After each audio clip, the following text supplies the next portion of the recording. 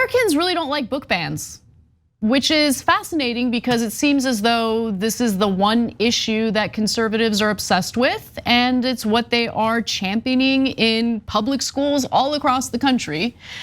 In addition to, of course, turning the transgender community into public enemies when in reality they are the least powerful group in the country and are dealing with the worst treatment and discrimination you can imagine. Now, with that said, there's a new poll done by YouGov that shows independent voters, which really, when it comes to elections, the independent voters are the main focus. If you're already identifying as a Democrat or Republican, more often than not, you're gonna vote along party lines. Independents, that's the big get. And independents don't seem to be buying the book ban. So let's take a look at the results of the poll. The question is there ever a time when a book or novel should be banned from public school classrooms or school libraries? So let's pause for a second because I just want you to chime in on the framing of the question, John. I shall. Because that framing is, in my opinion, a little ridiculous. Well, I have a way that I think it's ridiculous. Which way do you think it's ridiculous? Well, okay, so when you say, is there ever a time when a book or novel should be banned from public school classrooms?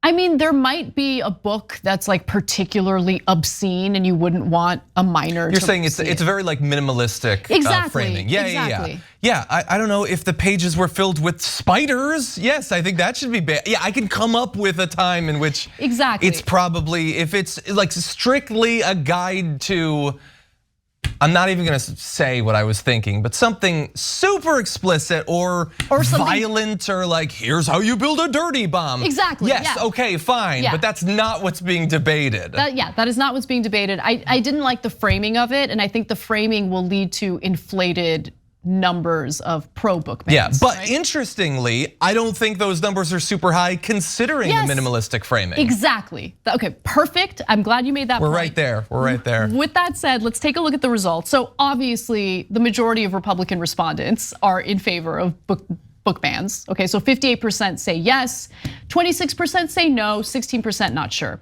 But independents and Democrats are not in favor of book bans. Only 40% said yes to that question. Ever? Yeah, ever. 40% of independents, to be sure. And then with Democrats, the number's even lower at 34%. Now, nearly half of all Democrats were against banning books from school libraries for any reason. So that's fascinating, again, given the framing of that question. Now, the survey asked about topics which should be banned in schools, and this is where it gets a little more interesting.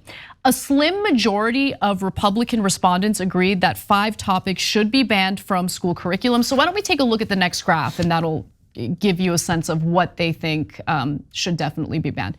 So for instance, 67% of Republicans want to ban books with depictions of sex or sexually explicit content. 59% say they want to ban books with anti-police messaging. Except when it comes to the FBI raiding Trump's home. Yeah, in that case, you can be against that. I'm gonna write a book about that just to see. Or Capitol Police on January 6th. Any book that's negative toward Capitol Police on January 6th, that's allowed. Or any law enforcement or soldiers when we finally start a race war. Then you aim for the head, obviously. Yeah. I mean, it's amazing. By the way, really fast. So I love it's like, no, this is like, I don't like censorship. This is just about protecting the kids. How dare you insult the cops? That has nothing to do with protecting the children. This is just propaganda. Yeah. Now, so when it comes to the depictions of sex or sexually explicit content, while 67% of Republicans are cool with banning those kinds of books, only 49% of independents agree.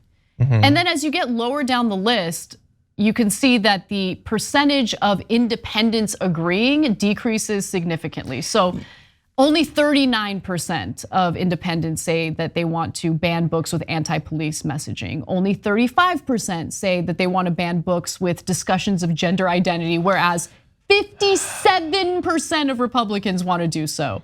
Only 32% of independents want to ban books that have discussions of sexual orientation. Shockingly, 51% of Republicans want to do so. And I say shocking because I would have guessed that number would have been higher. Well, I think it's interesting that the gender identity is now higher than sexual orientation. The less explicitly sexual part has been fear-mongered about more, so that's actually taken precedence. That's true, yeah. So anyway, again, when you consider that elections really end up coming down to independent voters, this isn't a popular issue for Republican lawmakers, yet they're pushing for it in various states. And to some extent, there is a conversation about this on a national level as well. So when asked if there's ever a time when a book or novel should be banned from public school classrooms or school libraries, 40% of independents said yes, 34% said no. So why are Republicans doing this? Well, according to YouGov polling, 67% of respondents who voted for President Donald Trump in 2020 said that they approved of the book bans. Sure. So here's my question to you, John. Are Republicans, and I asked Ben Shapiro this when I had a discussion with him last month. There's a disconnect, right? Because if elections come down to, general elections come down to the independent voters, they're not really buying what MAGA is selling, but when it comes to Republican primaries, Republican voters like the MAGA candidates. Yeah, I think that puts them in a difficult position. I mean, that was the story of the 2022 midterms. They swept primaries and then went on to lose because they're crazy, and people can see that they're crazy. For presidential elections, obviously, like it didn't work last time around. Some of them are hoping that Ron DeSantis is going to present a less insane persona than Trump.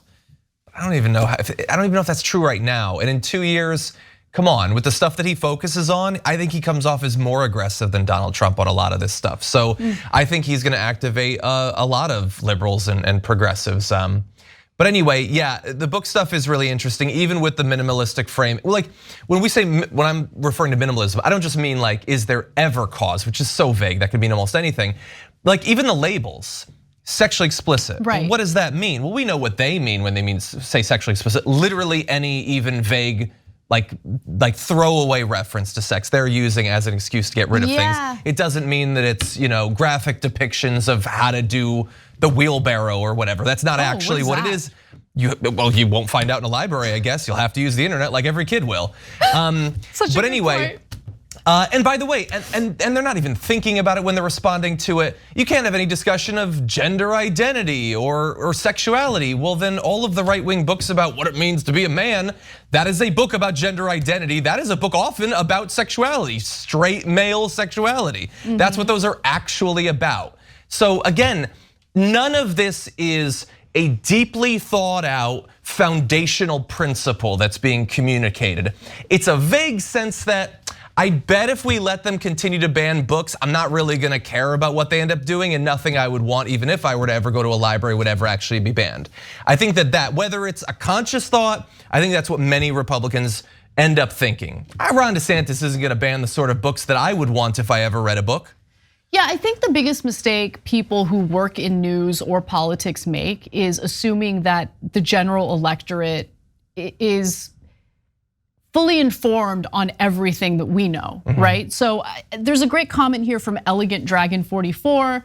I think a lot of Republicans honestly believe that the books being banned are legitimately pornography. And I some of them do. Yeah, and I don't think that's a bad point. I think you're right about that. And so look, I know I repeat this all the time and I'm sorry for being redundant, but it's the problem that we're experiencing with these filter bubbles, right? Where people, depending on where they get their news, keep getting served up more of the same content, the same news content. So if you're in a conservative algorithm, you're not hearing about how the Florida school board decided to they voted to ban Tango Makes Three, a children's book about penguins. Yeah. Literally a children's book about penguins that has no sexual innuendo in it at all. I'm gonna venture that most Republican voters are unaware of those kinds of details. Yeah. What they hear is the right-wing media and the DeSantis press conferences that make it seem like there's like endless smut in school libraries. Which and it's crazy. So obviously ideologically inconsistent that they will go from like an episode of The Five will go segment to segment.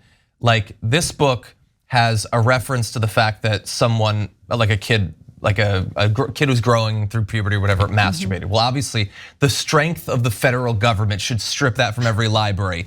They stopped calling a woman a crone in a Roald Dahl book. How dare you? Yeah. It's so wildly inconsistent. Like kids can't possibly see that. You gotta call them fat.